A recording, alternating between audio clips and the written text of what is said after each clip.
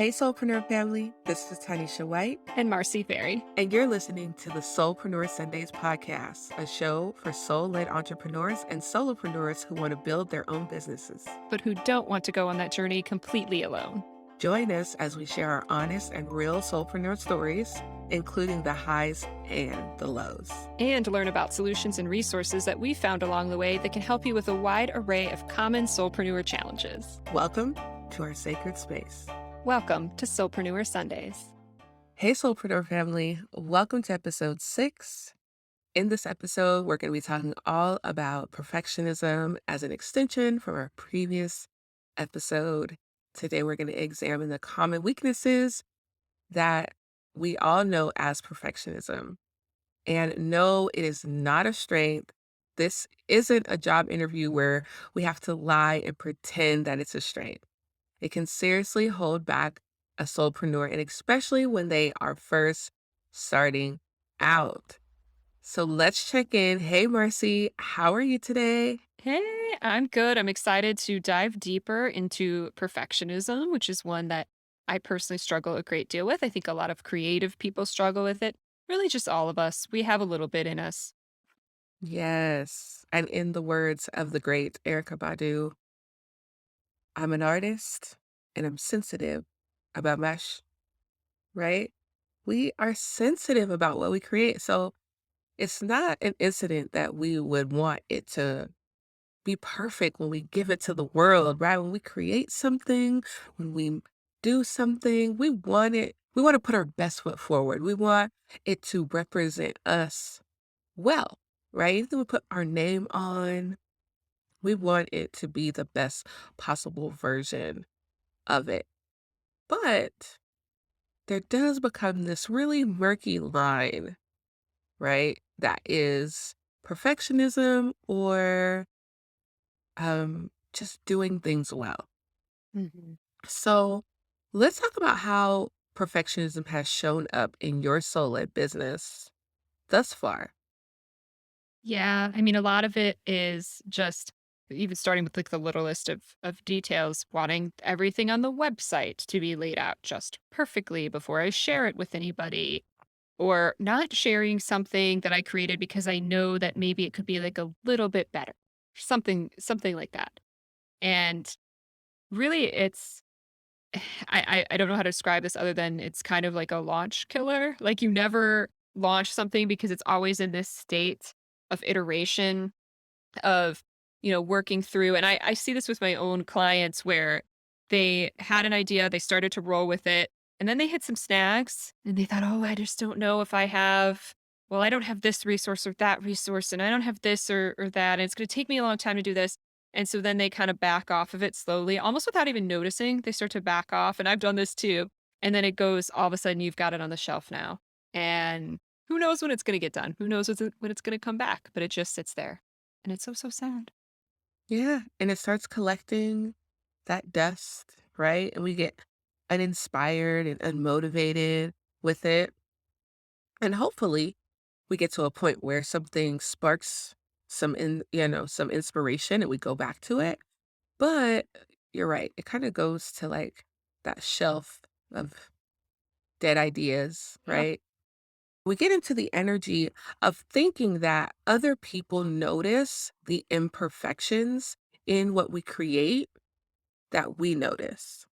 When oftentimes, just like if you were to do a performance or you were to do a dance, right? Nobody knows what the choreography of the dance is besides the people who practice. So if you mess up, nobody knows that you messed up until you tell them. It's the same thing with your business. A lot of times we're looking at the things that are not perfect when oftentimes your audience, your community, your clients, they're not even going to notice because they don't know what they don't know. So a lot of times we talk ourselves out of creating something or just launching a program or publishing our book or our deck or whatever your thing is that you're doing. We don't do it for things that other people are simply not going to notice because they don't have our vision. They don't know what you're creating until you've created it. Are there some ways that you have stopped yourself from releasing things, right? And then in hindsight, say, you know what? Like, I didn't even need to do that because nobody would have noticed that that wasn't there if I didn't tell them. Oh, yeah. Well, so something that came to mind while we were talking about this is that perfectionism is actually often, at least for me, often about pleasing and impressing other people. And it's funny because like you're saying, most of the time they don't notice. So, there are many times, even in my jobs, especially in the regular jobs I had, where I was trying to please a boss or some team or something like that. And it would amaze me. Sometimes, yes, there was that person in the room who always noticed everything you did wrong, which I think is why I'm obsessed with perfectionism in many ways. But there's also those moments where you think something was imperfect and then nobody noticed it somehow. And I'll give one example too of something that's held me back from sharing more online. So I've had so many ideas for, Instagram series and things like that. And one of them has been doing some more card reading and card pulls because that's a daily practice I do where I write out, a channeled message. But I have stopped myself from sharing them many times because I think, oh, well, I have to have the room set up just the right way to film this. And oh, I can't do that right now. Or I don't have this or that thing to make it look just right. And then I've also stopped myself, and you've heard me do this many times where I worry about, oh, well, these are cards with artwork from someone else. So what if they get upset that like I posted or didn't do it justice or something like that? Like I want to make sure they're okay with how I do it. And next thing I know, I'm spiraling and I've posted nothing. Right. And I still, to this day, have not posted those things. And I'm working on getting myself to do that. But I have this fear that if I put something out there before it's fully baked, that, it will end up failing essentially because people will see it as too messy or not as interesting as if I had, beautiful lighting and the perfect setup to film. Yeah. And we just kind of talk ourselves, right? Convince ourselves out of sharing. And I think that social media kind of feeds into this because essentially what we see in people's lives and in their businesses is their highlight reel, right? We see all of the great things. We see these perfectly um, curated videos and photos, and we just think that our thing needs to be just like that. Hmm. Where oftentimes, especially now, I've noticed that it's actually just the opposite. People are kind of over that perfect look of things, right? They want to see more transparent and vulnerable things from creators, from businesses. They want to see behind the scenes. That's something that you really helped me with in my own business, Marcy. When we worked together on my business, you were like, I think that your community would really enjoy seeing more behind the scenes. Like, what do you do when you create products? Or what is the process of you creating um, one of your digital products? Or what goes behind the services that you provide when you meet one-on-one with clients, like, what does that look like? And so I think that we've gotten to a point now where instead of us trying to create this kind of perfect image, right? And we have these perfect curated feeds and they're beautifully curated and like the aesthetic is just amazing. People are kind of getting away from that now, and I'm really enjoying seeing people, like, in their authenticity and just being able to express themselves, right? Yes, and it's funny you bring that up because I do tell people I work with all the time, "Oh, people wanna see more who the real you is." They Mhm. wanna see what your life is like. Because I think of even the people I follow and what I like seeing the most is that they tend to be fairly natural. They aren't super perfectionistic, and even just working with clients, working in past jobs, you can't compare what you're doing to something a big organization, a bigger brand, a bigger team or corporation has. Of course, every little piece of their thing is going to look perfect. Their website is going to be flawless because they've got a team. They've paid a lot of people. And so I think a lot of times I see this with clients is that they want this website that looks like, this organization or this big brands, but we have to recognize where we are.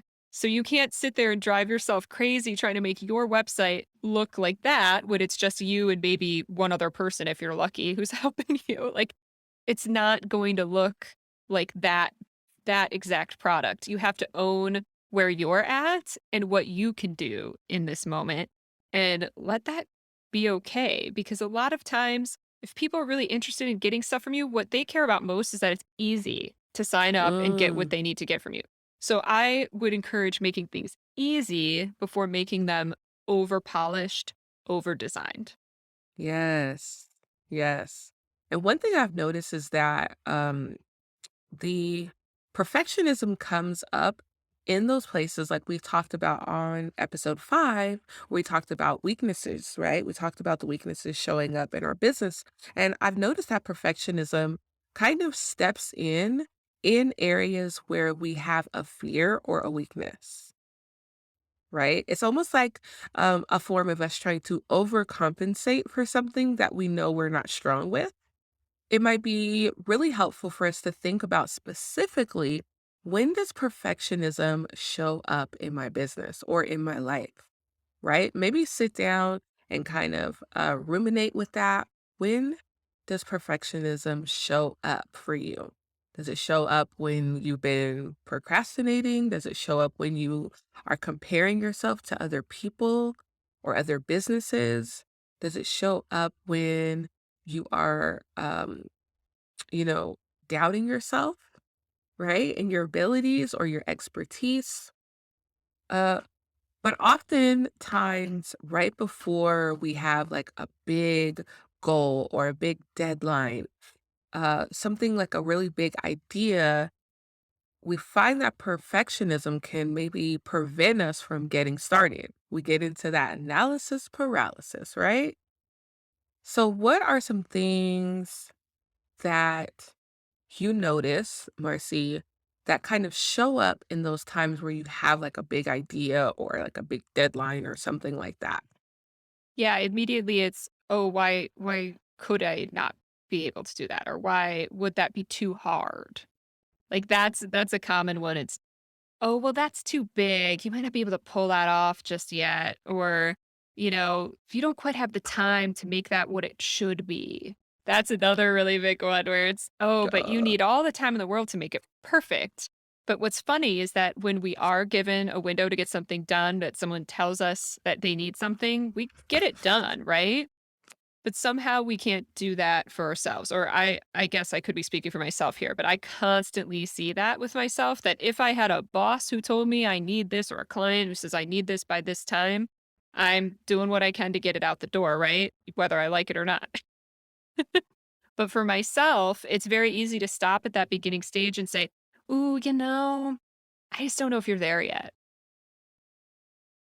And then to the shelf it goes. Mm, yeah, I can definitely agree with you on that because there's certain things that I um, get really excited about. And I'm just like, oh, yeah, I'm totally in. I'm going to do this. And then the excitement kind of wears down. Right. And then I'm like in that place where I'm starting to like go through it and I'm wanting everything to be perfect. And then I'm getting frustrated, right, with the process. And then I'm like, okay, I'll just set this to a side for a moment and come back to it later. And oftentimes what happens is, because I've allowed that perfectionism to, um, kind of kill the inspiration that I had, it kinda just sits there, and then it goes to the shelf of dying ideas. And that's why they say that saying rate of progress over perfection. And I always try Yes. to think of that when I have these situations.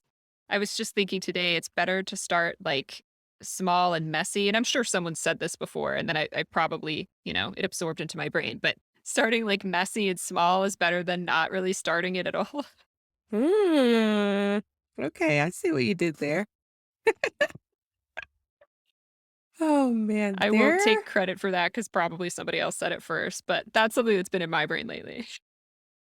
hey, you know, my grandma used to say this thing that there's nothing new under the sun, and the older I get, the more I start to understand, like, there's always going to be someone who said something, if not the same or very similar. That doesn't mean that it's not an original thought. But you got to think there's literally been millions, billions, I'm sorry, billions of people that have lived a life on this planet.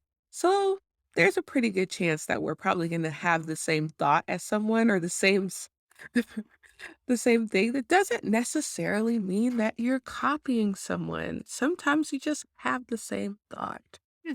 right? Yeah.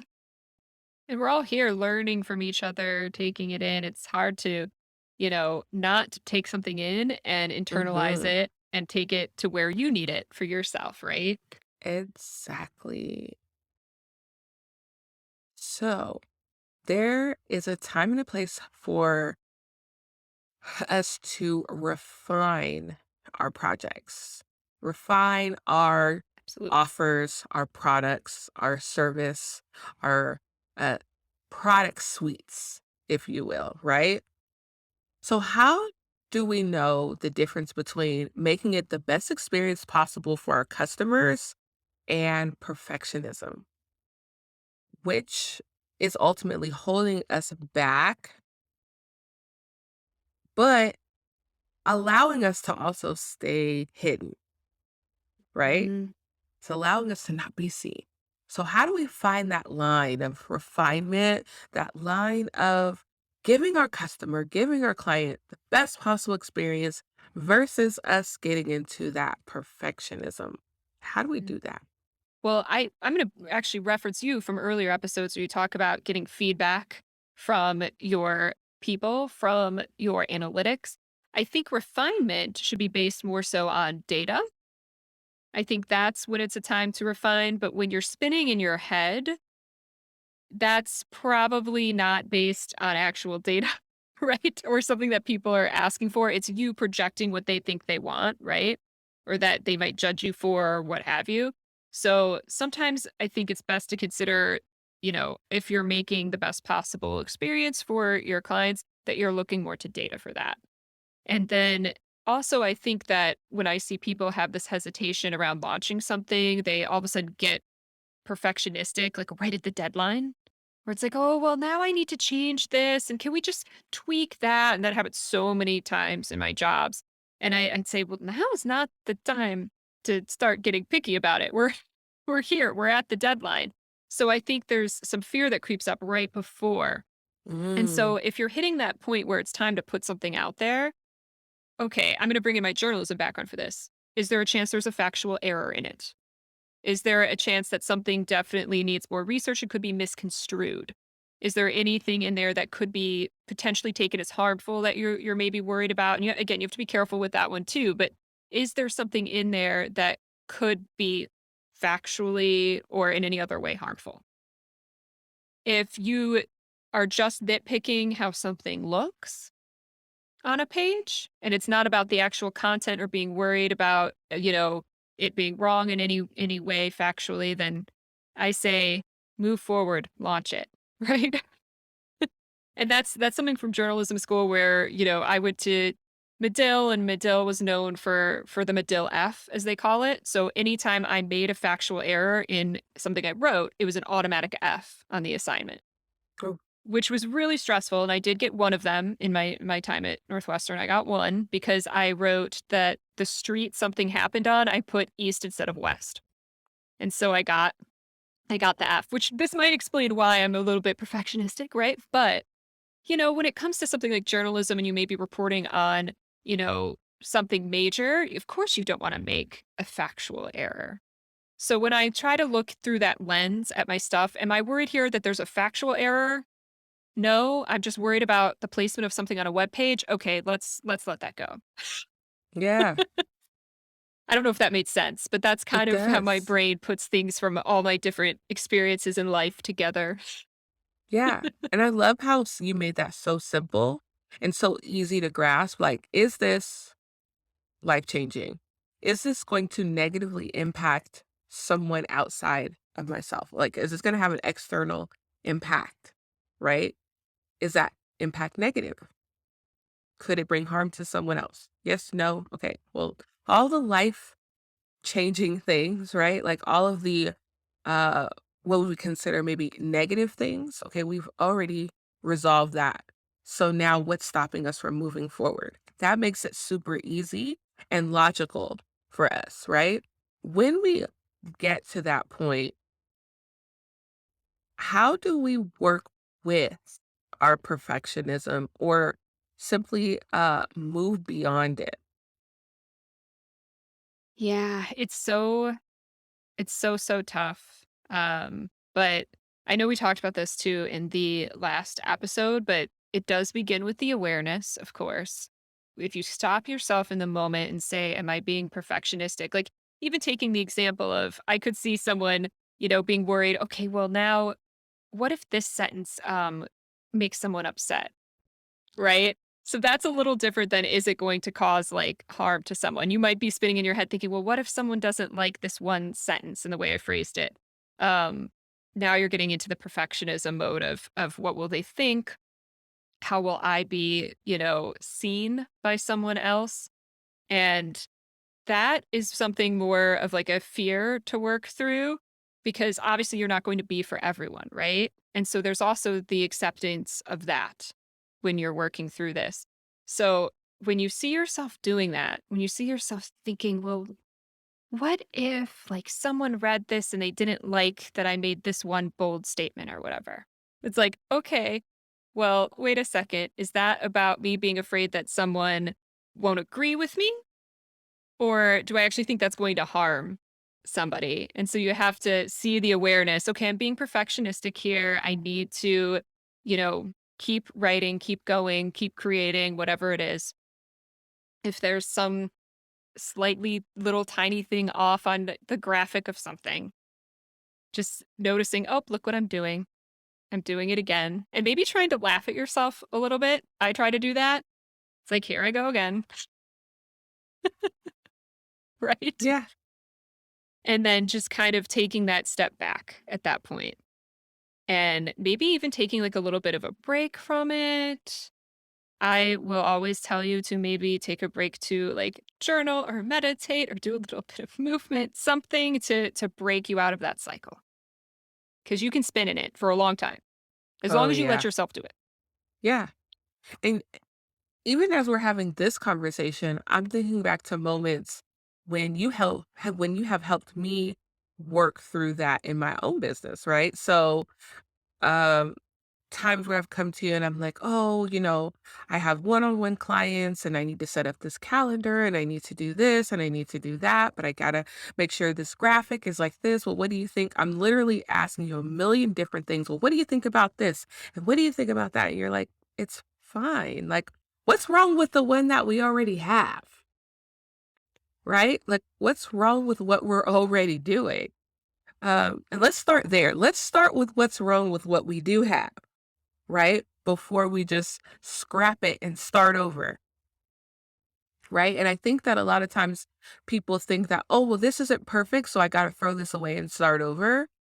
And so we get into this weird cycle of like creating something, throwing it away, and starting over Mhm. instead of creating something, retrieving the data, and then tweaking it to match what the data tells us. Yes. And that is something that, us working together has allowed me to do is I'm throwing things away and like, okay, no, that's not working. Let's do something else. So it's like, no, let's just refine what we have to make it work. Yes. Yes. Because usually there is a way that if you're sitting down, taking your time, going through it, that there's a way that you can make what you have work. Hmm. And even if it's, not the cleanest way to do it or whatever, it's not what the experts would say you should do.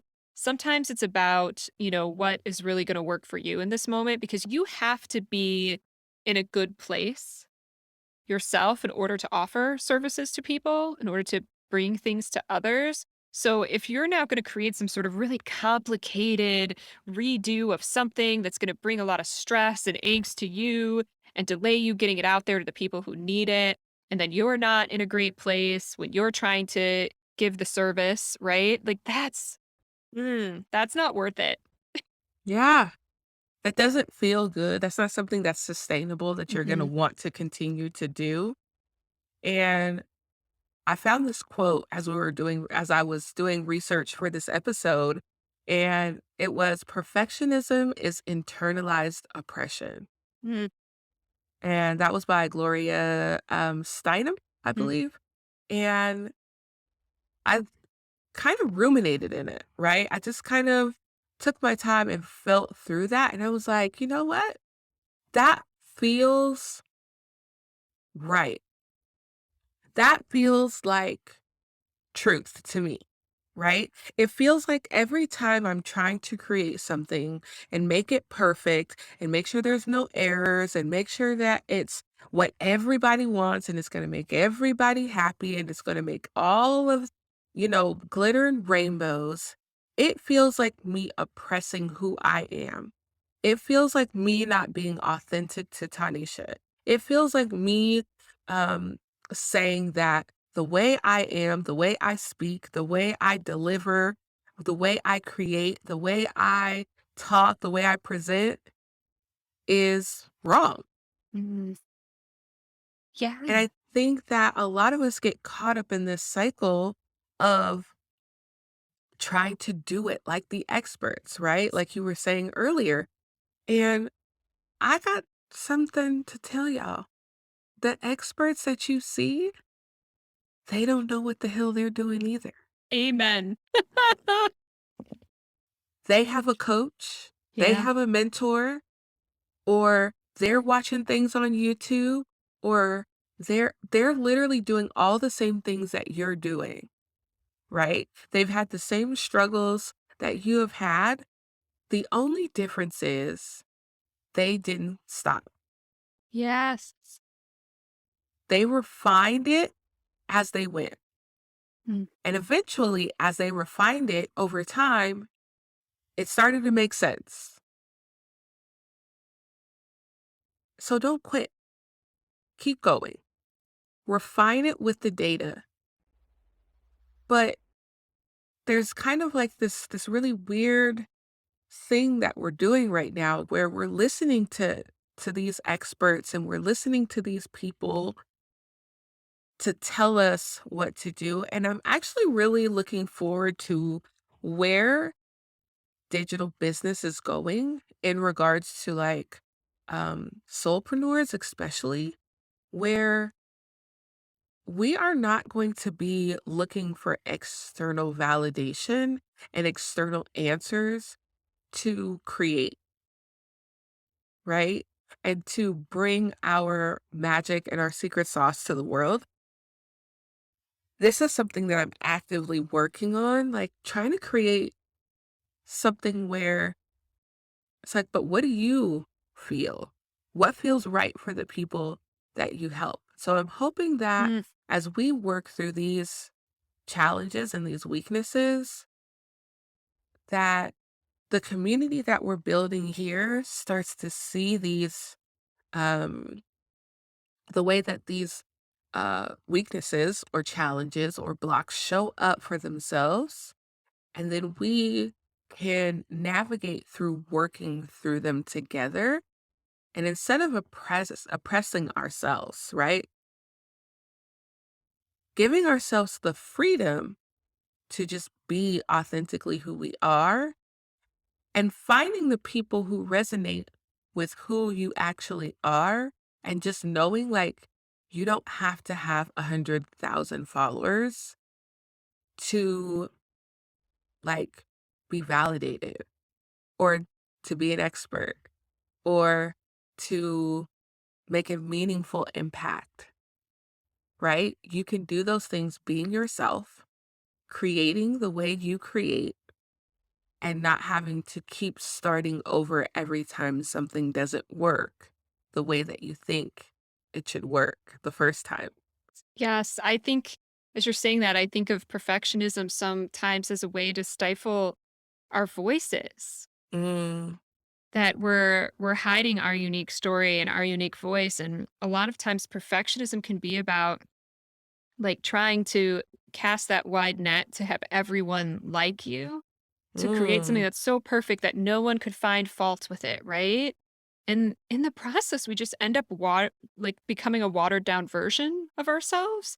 And I think I read actually, was it last week when we met, Tanisha? I read a quote from The Artist's Way from Julia Cameron where she talked about like you could spend all this time trying to meet other people's needs and do what they ask and, be the martyr. Like, well, I'm helping everyone. I'm in service constantly. And when you do that, how like your creative self just becomes the shell, like it's checked out, it's left the building, it's gone Yes. because you wanted so much to do what you were supposed to do and make it perfect and all those things and you lost your core in Yeah. that process because you silenced it.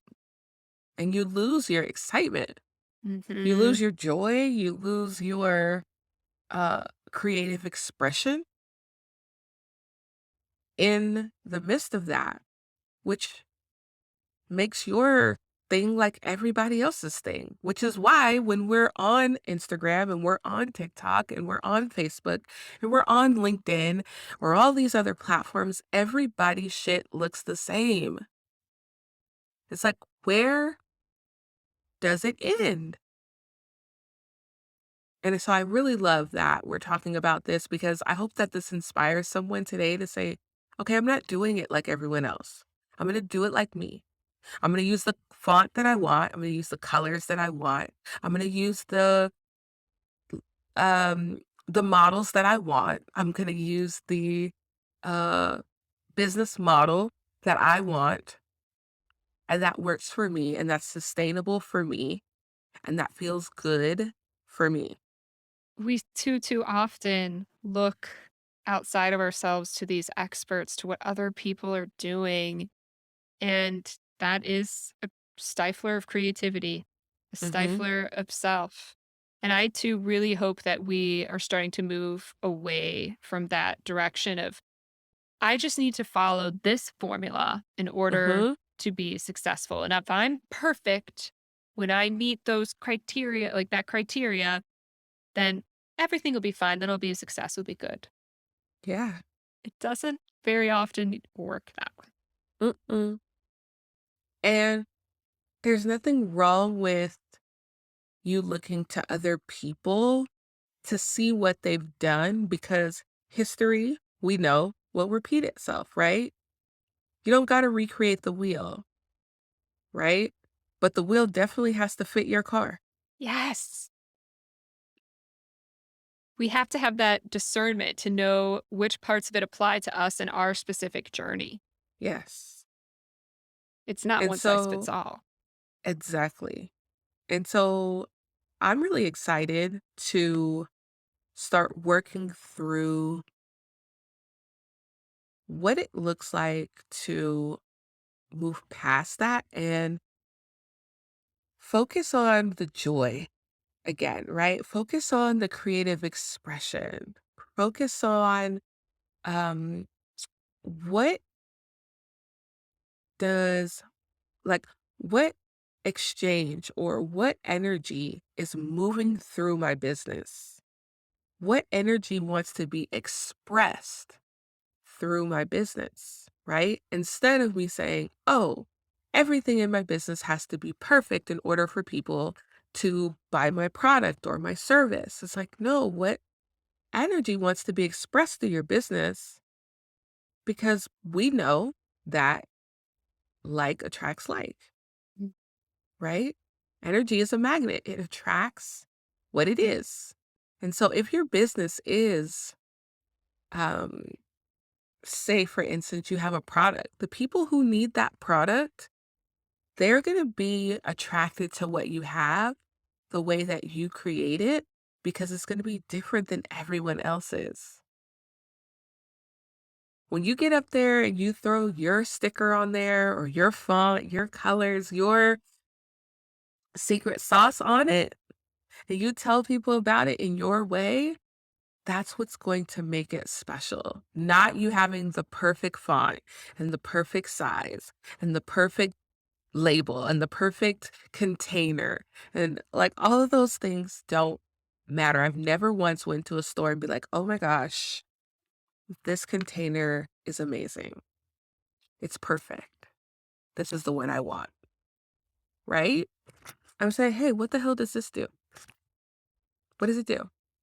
Right? Or the packaging makes me feel something, right? Mhm. It makes me feel something. It makes me feel excited. It makes me feel motivated. It makes me feel something. And then that's the one I want. But I can guarantee you, perfectionism doesn't have anything to do with any of those things that make you want to participate or buy something, right? Right. It's shifting towards joy and towards play, I think, Mm, is what helps you get out of that mode. And then, like you said, when someone sees something that you create, they can sense that joy and that yes. play. And that is what will make it unique rather than the cookie cutter, what you're used to seeing. And sure, you could probably, get by with doing the same type of stuff as everybody else, but the connection factor, I don't think would be there for people. And I think as soulpreneurs, what we want is that connection. And we want to Yes. feel like we are both living and working from our purpose, from our Yeah. divine mission, all of that. So that comes out more so in the joyful play and the creativity. And if perfectionism gets in the way of that, then we're going to be a little lost. Yeah. We're going to feel that. And on the last episode, we touched a little bit about us getting into journaling, which is like I feel like that's like your jam, right? And I also referenced a book about your pocket journal life coach book that I have. So it's literally called Your Pocket Life Coach. It's by Carole Gaskell. And in that book, she talks about building confidence, right? And so she talks about starting a confidence journal. And so in this confidence journal, you're just supposed to focus in on your strengths, but then also in ways that you can uh, maybe exercise your weaknesses to build up strengths, right? So we're looking at your weaknesses like a muscle. And so the more we practice, the more we exercise them, the stronger they get. And so I just brought in a couple of points. So, speaking of the confidence journal, they talk about helping to start building and strengthening those areas that can use improvement, which we just talked about. So, like writing down what are my weaknesses in my business or just in life and what are some things that I can do, right, to kind of strengthen those muscles? So, like we talked about before, maybe we watch a video, maybe we take a class, maybe we join a program or a group, right? And then identifying your strengths and leaning into them, right? So, identifying what things you do well and then leaning into those to help you feel more excited, to help you feel more joy, to help you play more, so that when you do come across those weaknesses, you also know that there are also areas that you are very strong with, right? So this is something that I'm actively working on currently is uh focusing on areas that I have strengths. What are my strengths? And so this has allowed me to go into situations a lot more confident, right? Because I know what I bring to the table versus me focusing only on the weaknesses and the things that I don't do well. Because here's the thing, I can improve on the weaknesses, but I also want to go in knowing that I'm good or I'm great or I'm amazing at some things and I can bring those things to the table as well. Another thing that I wanted to share with you guys during this episode was ways to overcome perfectionism. So I did a little research from the website OregonCounseling.com, and they wrote down quite a few things that we can do to overcome perfectionism. So this would be a good time for you to jot some notes down, grab a pen and paper, and we could just kind of ping pong these back and forth. Marcy. So, number one is become more aware of your tendencies, which I feel like we talked about, like just knowing when am I, like, when am I being in that zone of where I'm just being like over the top, right? Like, when am I doing it? Yeah, knowing that or having that awareness, knowing when you're doing something Mm-hmm. is so huge because that's the first step in kind of stopping that runaway train. As I like to think Yeah. about, like, I think about that in terms of my anxiety as well. Like, oh, I feel that runaway train coming. So what am I going to do next? And then this is something we also talked about, but focusing on what is working, what is good, what is going well.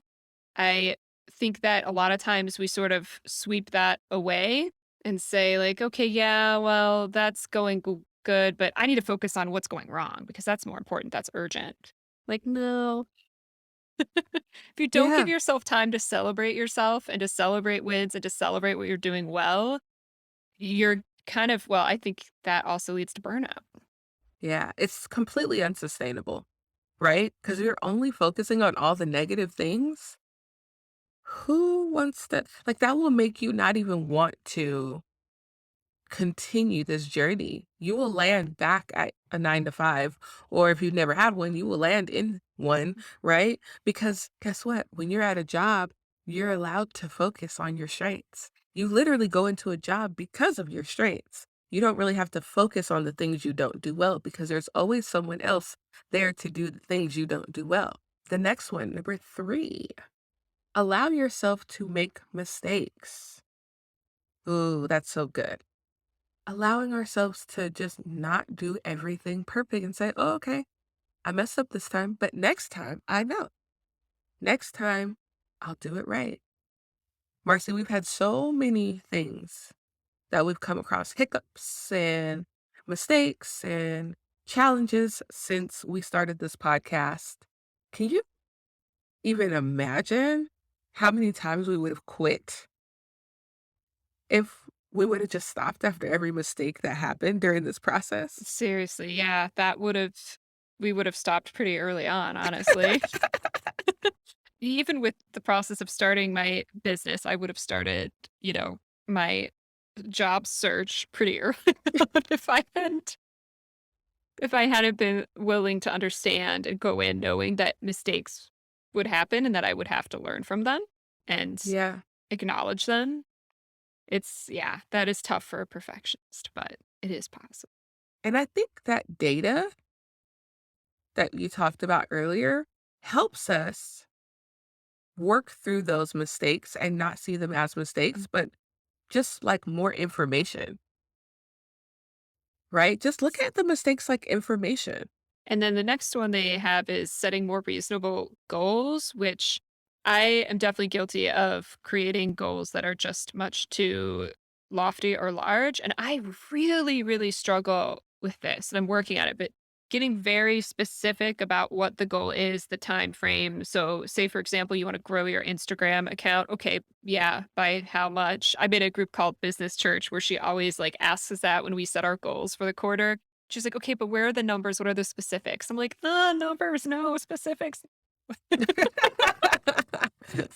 I reject this. Can it just be like whatever? No, Right. like getting like really reasonable with yourself, and not, you know, and maybe if you're giving yourself 3 months, don't say I want 10,000 followers. Doing something reasonable, like, okay, I would like 100 more followers or something like that. Something that is more attainable and doesn't set you up to feel already that panic or overwhelm. Yeah, absolutely. The next one that we're going to cover um, is learn how to receive criticism, right? And I'm not talking about like people, I'm not talking about trolls, Different right? thing. I'm not talking about like people that always have something to say or just don't understand your vision. I'm talking about understanding like when people ask like, "Hey, can you clarify this for me?" Right? if one person needs something clarified, that oftentimes there's going to be other people who also don't understand. So maybe there's something where we need to change the wording around a little bit, right? To be more clear on our messaging. But just allowing yourself to understand that everyone's perspective is different and you can take and receive the criticism and then look inside of yourself and say, okay, what makes sense to move forward for me right now? This will allow you to be more open, to receive more, right? And it will also allow your community, your clients, your customers to feel like they are part of the process. Let them feel like they are going along this ride with you because you don't want to create separation between yourself and your community. Okay? Creating your community, your clients, whatever you want to call them, it needs to feel inclusive. It needs to feel like they are a part of what you have created. And this will allow them to feel connected, right? To have that emotional connection to you and to your business. Now, on this website, the organcounseling.com, they actually have up to 10 different ways to overcome perfectionism. If you want to see the next five, you can go to organcounseling.com and read the last five for yourself. But we just wanted to give you some things to start with, right? Some things to think about and consider. Do you think any of those um, are helpful or any of them that you'll be using for yourself, Mercy?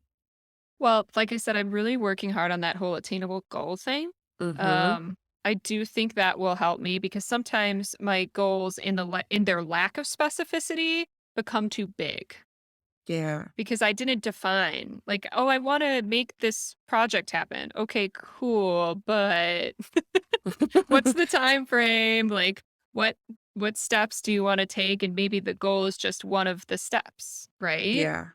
I think when we kind of just have these ideas and we let them kind of sit as, well, I have this idea and I want to do that. That's a goal. Because you didn't create specifics that were attainable around it, you're probably not going to take the steps to get there, or you'll take steps that are kind of all over the place. So it becomes really hard to stay on task and you get frustrated and all of that stuff. So I will definitely be working on setting attainable goals for myself. What about you?